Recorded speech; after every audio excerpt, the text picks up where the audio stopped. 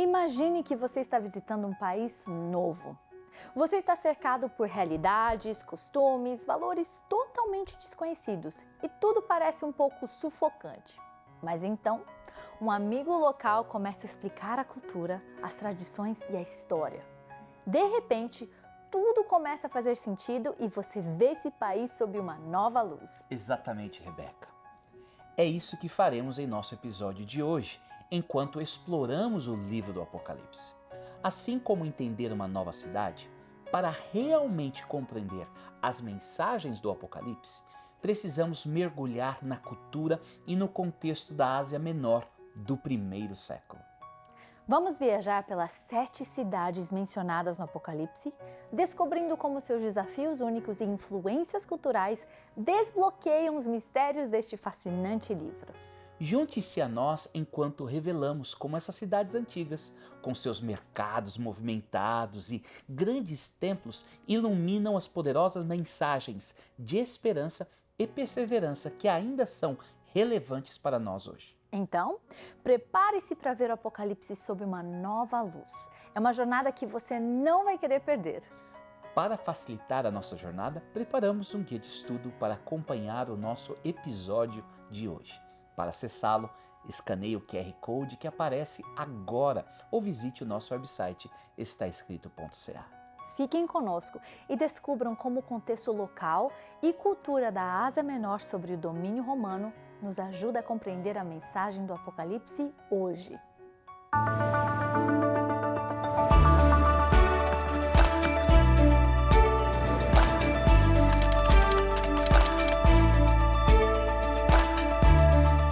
Fonte de inspiração e conforto por séculos, iluminando o caminho para uma vida plena. Está escrito. Apresentando Jesus, aquele que ama, liberta, cura, capacita e envia pessoas para cumprir a missão do reino.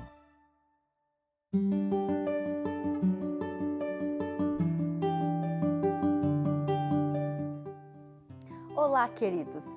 Hoje, Douglas e eu estamos animados para explorar o livro do Apocalipse. Este fascinante livro, escrito pelo apóstolo João durante seu exílio na ilha de Patmos, está repleto de símbolos e visões. Compreender o contexto do primeiro século e as comunidades para a qual o livro foi escrito pode realmente nos ajudar a ver as suas mensagens mais claramente. Douglas, você está pronto para mergulhar nessa jornada? Com certeza, Rebeca. Imagine-se vivendo nas cidades movimentadas da Ásia Menor, como Éfeso ou Esmirna, durante o primeiro século. Essas cidades eram centros vibrantes de cultura, comércio e religião, sob o domínio romano. Compreender esse cenário nos ajuda a captar as mensagens do Apocalipse, especialmente aquelas dirigidas às 7 igrejas. Isso é um ótimo ponto, Douglas. Cada uma dessas 7 igrejas enfrentava desafios e influências culturais únicas. Por exemplo, Éfeso era um grande centro comercial, mas também um centro de adoração a ídolos.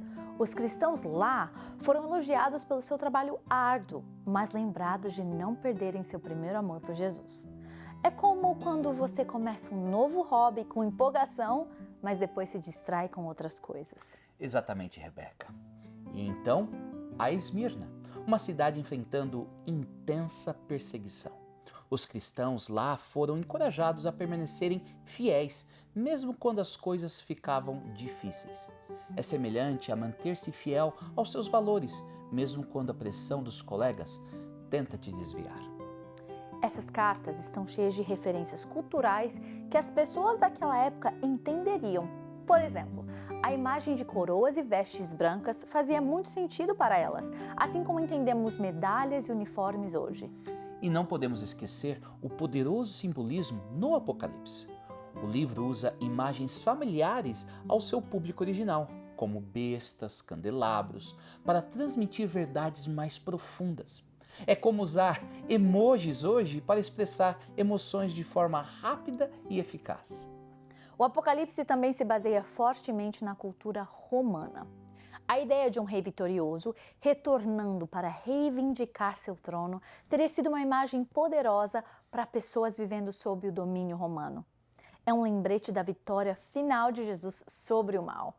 O uso de símbolos e práticas romanas no livro, como o culto imperial e a ideia de cidadania, teria sido imediatamente reconhecível para o seu público original. É como usar marcos familiares em uma história para ajudar as pessoas a entenderem o cenário. Isso é um ótimo ponto. O Império Romano era uma força poderosa e sua influência está entrelaçada ao longo do livro. Compreender essas referências culturais nos ajuda a ver como os primeiros cristãos navegavam sua fé em um ambiente desafiador. E mesmo hoje, podemos nos relacionar com suas experiências. Todos enfrentamos pressões para nos conformarmos ao mundo ao nosso redor. Mas o Apocalipse nos encoraja a nos mantermos firmes em nossa fé. É como ser um farol na tempestade, brilhando intensamente para que outros vejam. Sim, o tema da perseverança é tão relevante. Assim como os primeiros cristãos foram chamados a permanecer fiéis em meio às provações, nós também somos encorajados a nos mantermos fortes em nossa fé hoje. É como correr uma maratona. A jornada é difícil, mas a linha de chegada vale a pena. Verdade, Rebeca. O Apocalipse nos assegura que Deus está no controle, mesmo quando o mundo parece caótico. É uma mensagem de esperança, lembrando-nos de que Jesus voltará para fazer novas todas as coisas. Que promessa confortante, Douglas. Para todos que estão assistindo, lembrem-se de que o Apocalipse não é apenas sobre eventos futuros. É um chamado para viver fiel e corajosamente hoje, sabendo que Deus caminha conosco em cada desafio. Amém, Rebeca. Em alguns instantes, continuaremos o nosso estudo com o nosso convidado especial, o pastor Rafael Rossi. Olá, seja bem-vindo. Feliz sábado. Bom dia, igreja. Que dia lindo em Toronto.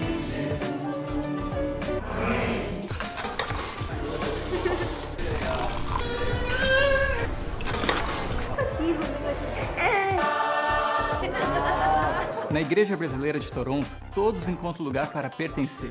Venha nos visitar e fazer parte dessa família. 122 Mimico Avenue, aqui em Toronto. Estamos esperando por você. Que bom que você continuou conosco com o programa Está Escrito. Nós estamos nessa série, As 10 Chaves, para descobrir os segredos, os mistérios do Apocalipse, e estamos estudando a quarta chave. Bem, nesta série nós temos um convidado todo especial, não é, Rebeca? Pastor Rafael Rossi. Seja bem-vindo novamente ao programa Está Escrito Canadá. Obrigado, pastor Douglas. Olá, Rebeca. É uma alegria estar aqui. Estou muito feliz de participar dessa temporada de maneira especial. Nós também somos muito felizes de poder estar aprendendo com o Senhor e desvendar um pouco mais o que é o Apocalipse, né? Um livro tão essencial para a nossa compreensão da nossa livro fé. Encantador, né? Encantador. Eu gosto dessa palavra para o livro do Apocalipse. Eu gosto demais do Apocalipse. Eu sou apaixonado pelo livro do Apocalipse, tanto que eu tenho um programa na TV Novo Tempo lá no Brasil falando sobre o livro do Apocalipse. E dá para perceber nas nossas discussões aqui o seu entusiasmo falando desse tema. E dá para mim, eu fico assim empolgada porque é um livro que está sendo falado com tanta paixão. Mas a gente quer saber um pouquinho mais do senhor. Me conta um pouquinho sobre a sua família de origem. Eu sou o filho mais velho na minha casa. Tenho uma irmã que tem 5 anos a menos do que eu. Meu pai já é falecido e tem a minha mãe que mora na cidade de Sorocaba, no interior de São Paulo. Que legal, Então, muito obrigada. A família não é tão grande assim, é uma família pequena. Minha irmã não é casada, então é solteira, então não tenho sobrinhos, assim, por essa parte, né? Tenho só minha esposa, tenho uma irmã que também é casada e tem 2 filhos, então a nossa família não é muito grande, não. Somos poucos primos, poucos filhos. Obrigada. Que bom. Estamos nessa série quarta chave, né? Bom, será que a gente consegue lembrar todas as chaves? Eu não sei se eu consigo. Eu sei a que eu primeira não. Só foi voltar no YouTube. Boa!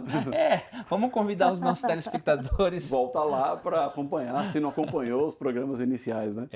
E estas chaves, elas têm como objetivo, né? O nosso objetivo aqui é passar ferramentas, né? Para que as pessoas possam compreender o livro do Apocalipse de uma maneira mais clara e de uma forma mais correta, né? Porque tem muita especulação, muito achismo quando se fala do Apocalipse. Pelos símbolos, né, que algumas pessoas não conseguem interpretar ou querem decifrar por sua própria conta e acabam então criando algumas histórias em cima do Apocalipse, às vezes até assustadoras, né? Sim. Filmes são criados de batalha final, de destruição da terra, etc. E as chaves do Apocalipse nos ajudam a entender que não tem nada a ver isso. Você comentando isso, eu lembrei que eu estava lendo um livro sobre o Apocalipse e o autor estava muito no achismo, né? E quando ele estava falando sobre os 4 cavaleiros, ele fez referência aos Beatles, os 4 componentes dos Beatles. Criativo ele. Muito criativo, muito criativo. Ele não seguiu uma das chaves de que é usar a Bíblia, a própria Bíblia para... Mas perfeito. E hoje, a chave de hoje é o contexto histórico, né? O Apocalipse, ele faz parte de uma mensagem dada às 7 comunidades bem específicas apresentadas no Apocalipse. E essa carta faz um sentido a essas comunidades, porque falou na língua delas, falou com as ilustrações delas, com as realidades do dia a dia, seja de vida cultural, econômica, social, política. E se nós não entendermos isso, a gente, quem sabe, não vai conseguir compreender a mensagem. Exatamente. Então, a mensagem das 7 igrejas, ela foi primariamente enviada para essas 7 igrejas que existiram. Eram igrejas reais, que se reuniam, que tinham suas dificuldades, que tinham suas vitórias, que tinham advertências para serem escutadas, que tinham também pontos para serem celebrados. E esses pontos que João envia na carta, que Jesus estava por trás da carta, para essas igrejas, também apresentam desafios para as igrejas de todos os tempos. Porque aquilo que eles falam de problemas teológicos, de problemas de perseguição, de problemas de missão, não é só apenas para aquelas 7 igrejas, é para todo mundo. Então, existe um caráter duplo nessas mensagens. As igrejas, primariamente da Ásia Menor, e, obviamente, a aplicação que se dá de maneira universal para as igrejas de todos os tempos e de todos os lugares. Uma das coisas que eu acho mais fascinante da palavra de Deus é que ela vai se tornando cada vez mais profunda quando você a estuda com mais intenção, com mais, né? E uma das questões das 7 igrejas, quando você entende o contexto histórico local e aquele momento que elas estavam vivendo, ela faz ainda mais sentido. A aplicabilidade dela para hoje fica ainda mais profunda. Sem dúvida. Então, o leitor do Apocalipse é aquele que, por exemplo, ele vai lá na igreja de Éfeso. Então, ele vai ver o que foi dito para aquela igreja e o que é que se aplica para nós hoje. O que é que serve de advertência para a igreja hoje? Foi para eles. Então, era uma característica deles, fez muito sentido para aquilo que eles estavam vendo, porque era uma carta destinada. Então, João fala para eles daquilo que eles estavam vivendo, daquilo que eles enfrentavam naquele momento. E nem tudo vai se encaixar para todas as igrejas em todos os tempos. Mas há sempre princípios que podem ser tirados e que devem ser aplicados na igreja nos dias de hoje. E eu queria fazer um exercício aqui até para exemplificar tudo o que a gente está falando. Imagine que nós estamos escrevendo cartas para os nossos telespectadores em vários lugares do Canadá. Então eu escrevo uma carta para aqueles em Toronto, outros em Quebec, outros em Winnipeg, outros em Saskatoon, outros em Calgary, outros em Vancouver. Para nós que vivemos aqui faz sentido, a gente começa a já imaginar as pessoas. Mas o pastor Rafael, quem sabe, não conhece todas essas cidades. Quem sabe ele não entende que, quem sabe, Saskatoon, lá é onde tem as fazendas, as planícies. E a gente vai fazer referência, olha, as planícies canadenses de Saskatoon. Ele fala assim, mas o que ele está falando?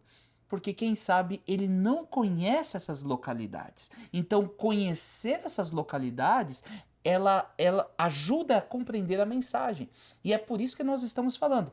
Entender as cidades, entender a cultura, entender a história, as circunstâncias deles, vai facilitar a compreensão da mensagem. Exatamente. E quando pega, por exemplo, Éfeso era a cidade mais influente da região. Por isso que é a primeira a receber a carta.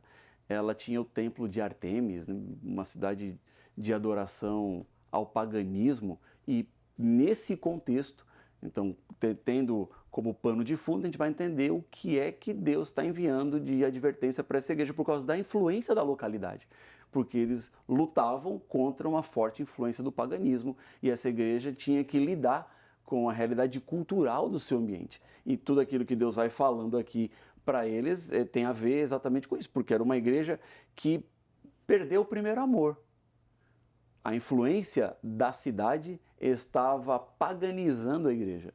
E era uma advertência, olha, vocês estão deixando que os conceitos da sociedade, daquilo que está acontecendo em volta, entre dentro da igreja. Vocês estão esquecendo de mim. Jesus estava sendo colocado para fora e estavam se colocando outras ideias, princípios para dentro. Então vem um contexto de advertência. E quando a gente aplica para fora disso, obviamente, é uma advertência para todos nós, né? Talvez nós não tenhamos um templo de Artemis ou um templo de templos, Zeus, né? mas a gente tem outras coisas outros templos na nossa vida, que né? roubam nosso tempo, nossa atenção, nossa Exato. energia. Que vai nos deixando longe de Deus e vamos perdendo a essência do primeiro amor. O primeiro amor é aquela empolgação da conversão. Quando o indivíduo ele descobre Jesus, ele se apaixona por Jesus e toda a vida dele está agora centralizada em Jesus. A alegria e a empolgação é tanta que ele quer pertencer à igreja, ele quer se envolver, ele quer participar. Até o próprio estudo da palavra nesse momento vai ser aquela coisa empolgante, vai ser, né, disciplinada, Exatamente. vai acontecer com a Mas frequência. aí o tempo é o grande desafio, né? É a manutenção depois que passa essa empolgação inicial. E é disso que a carta a Éfeso está tratando, essa advertência. Não deixe passar o primeiro amor, não deixe passar a empolgação por Cristo, porque ela pode passar pelas influências da sociedade, mas você que entendeu a importância de Jesus tem que lutar contra essa tendência de colocar Jesus para baixo da lista de prioridade. Em segundo, terceiro, quarto plano. E agregando, ele falou um pouquinho sobre Éfeso, vamos falar um pouquinho sobre Pérgamo, né? Éfeso era a cidade mais importante, mas a capital da Ásia Menor, política e de certa maneira religiosa, era Pérgamo, né? Os governantes se encontravam lá, né? E ali os cristãos, para eles terem acesso aos governantes e tudo mais, eles começavam a, vamos dizer assim, a ceder muitos dos seus princípios para se para navegarem ali aquele meio político, né? Eu sei que o Rafael vive na capital do Brasil, né? Onde está ali os deputados, senadores e tudo mais. É um outro contexto. E os cristãos lá em Pérgamo, eles estão vivendo um outro contexto e a gente vê a mensagem, olha, vocês começaram a ceder. Abrir concessões, né? Concessões. Mas olha, permanece vivo. E isso, quando a gente olha para nós, estamos nós vivendo alguma pressão aonde a gente está vivendo essas concessões? Pode ser no trabalho, no meio social, meio familiar. Com certeza. Elas vão se aplicando, né? Também tem a cidade de Esmirna, onde nós vemos uma cidade portuária e também tinha essa influência do culto ao imperador.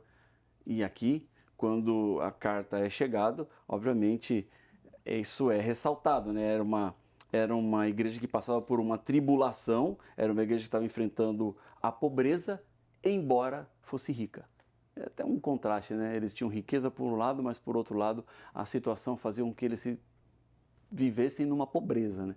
Então essa advertência acontece para todos nós, né? Ou seja, o que é que você pode ter de riqueza, mas às vezes está faltando aquilo que é o essencial, aquilo que é o principal.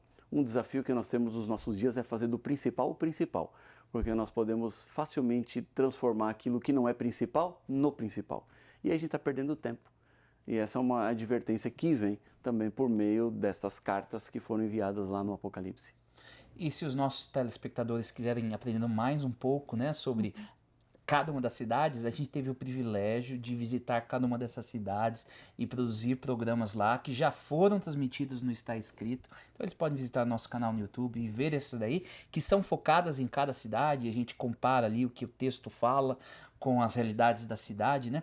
Mas não são só esses elementos, vamos dizer assim, das cidades que nós precisamos estar a par para entendermos os segredos do Apocalipse, mas também, assim, compreender que eles viviam sob domínio romano, né? As linguagens romanas, a estrutura romana, que são, de certa maneira, apresentadas ou feitas referências no livro do Apocalipse.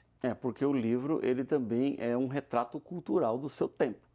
O livro, ele está falando para pessoas que sabiam o que o livro estava dizendo. Ou seja, eles não estavam falando de uma perspectiva diferente da nossa. Então, nós hoje, para entendermos o Apocalipse, nós temos que voltar para aquela cultura. Nós temos que retroceder no tempo para entender o que é que estava passando naquele momento, para assim conseguir interpretar. Para nós é assim, mas para eles não. Para eles era algo natural que eles estavam vivendo, eles já conheciam, eles não tinham que fazer nenhum esforço para entender aquilo que estava sendo dito. Já nós temos que fazer esse esforço e é aquilo que nós estamos fazendo aqui, né? Abrindo essa chave, ou seja, voltando um pouco os nossos olhos para o passado, para entender o contexto, a situação local, a cultura, a política, a geografia, e assim a mensagem passa a ter mais sentido para nós. Eles viviam sob essa esperança de serem libertados do domínio romano, né? Era uma esperança muito viva para eles. Hoje a gente tem outros tipos de domínio sobre nós, né? Mas é interessante ver esse contexto. E ao tomarmos esse túnel do tempo, essa máquina de voltar no passado, nós não podemos só ficar lá, né? E eu acho que o pastor Rafael está pontuando isso muito bem. Tudo bem, a gente vai lá, vai entender, compreender, mas o livro, ele é vivo para nós hoje, né? E deve falar as realidades nossas hoje e nos guiar com princípios, valores, para nós sermos fiéis como eles foram fiéis. E nem todos eram fiéis, porque a gente vai ali na igreja de Sardes, é uma comunidade morta, que vive de uma reputação do passado, e muitas vezes, quem sabe... Passado glorioso e um presente em decadência. E quem sabe tem pessoas que falam, não, eu já li a Bíblia algumas vezes, mas daí foi 30 anos atrás, não tem algo vivo hoje, né? Então, é muito importante nós entendermos que o estudo do Apocalipse, sim, ele vai ao passado e deve usar as ferramentas, os conhecimentos culturais, sociológicos, políticos do passado, mas ele deve ser trazido para o dia de hoje, para que esses valores e princípios possam nortear o nosso caminho rumo à Nova Jerusalém. São os desafios de todos os tempos. Não foram apenas aquelas igrejas do passado que enfrentaram os desafios, mas os desafios acompanhariam a igreja de Deus. Não eram essas as únicas 7 igrejas existentes naquela época. Com certeza. Existiam outras igrejas mais, mas Deus escolheu essas 7 igrejas. Porque as características dessas 7 igrejas, aquilo que eles estavam enfrentando, também se aplicaria à igreja dele em todo o tempo. Hoje eu olho para essas igrejas, eu entendo o que aconteceu lá, e vejo que também existem mensagens para os nossos dias hoje. Poderíamos encontrar outras igrejas lá que tinham características, só que na composição do Apocalipse, essas 7 foram as escolhidas, porque elas tinham determinadas áreas, né, ou determinadas facetas das quais Deus gostaria que a igreja dele em todo o tempo se atentasse. Como foi falado aqui, né, cada uma tem sua característica. Tem a igreja de Filadélfia, que era uma igreja pequena, mas uma igreja fiel. É a igreja que, podemos dizer, a igreja que era o exemplo, né? Trabalhadora. Era uma igreja trabalhadora, uma igreja que recebe de Deus elogios, e depois vem a última, né? E a última aí já é uma igreja que recebe uma advertência de Deus, que é a igreja de Laodiceia, que é uma igreja que é dita que é morna, não é quente nem fria. E vem até uma advertência, né? Diz assim, olha, Jesus diz, melhor era que vocês fossem frios ou quentes, né? Melhor é o quente, mas melhor era ser frio do que morno. Porque quando você é frio, facilmente você identifica. Não tem nada para ser escondido ou maquiado. Agora, quando é uma igreja morna, não dá para ter certeza o que é. Então, por isso é uma mensagem de advertência. E advertência não só para a igreja, mas advertência para nós, né? Estou eu hoje vivendo como um cristão morno? Ou eu estou vivendo a minha espiritualidade do jeito que deveria viver? Eu estou nem lá nem cá? E estar nem lá nem cá é estar do lado de fora, né? E na minha interpretação, quando eu estou lendo o Apocalipse, para mim a advertência mais severa é a que acontece para Laodiceia, porque é uma advertência, né? Tipo assim, eu não quero nem, né? Qual que é o termo que a Bíblia usa? Eu quero vomitar, né? Então eu sinto assim, não, Deus não está feliz quando a gente está em cima do muro, né? Ele não está satisfeito. É uma mensagem de repreensão, né? Dizer que vou vomitar você da minha boca e dizer assim, olha, vocês estão a ponto de eu expelir vocês de mim porque não dá. A situação está insustentável. Só que essa igreja de Laodiceia é uma igreja morna, só que ela não vai terminar morna.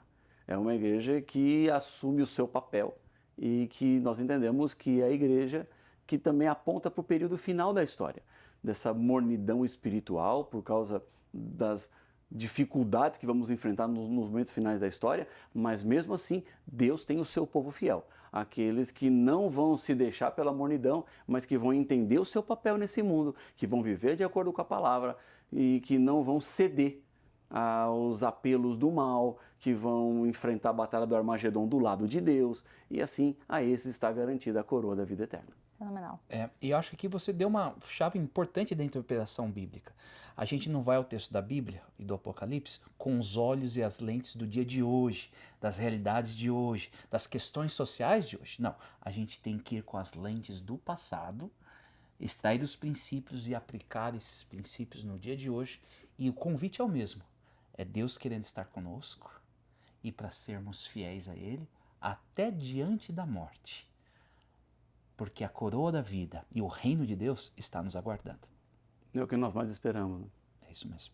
Pastor Rafael, ora conosco. Senhor, agradecemos pelo privilégio de estudar a Tua Palavra, de entender e compreender a Tua revelação. Mais uma chave foi aberta para compreender o livro do Apocalipse. Ajuda-nos a vivermos aquilo que o Senhor espera, que as advertências do passado nos impactem no presente. Por isso oramos no nome de Jesus. Amém. O estudo da Bíblia nos ajuda a esclarecer este e outros temas diversos da Bíblia. Para conhecer a Deus, precisamos saber o que está escrito na Sua Palavra. E pensando nisso, nós queremos oferecer para você o curso Bíblia Fácil.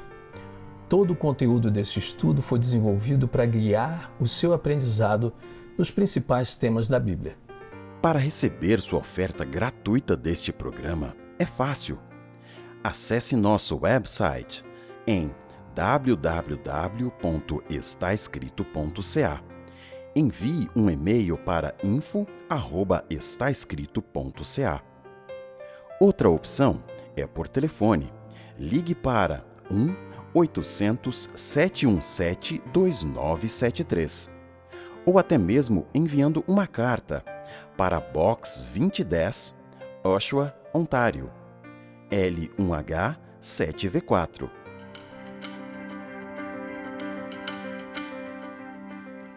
Pastor Rafael, muito obrigado por estar conosco em mais um programa e esperamos para o restante da série.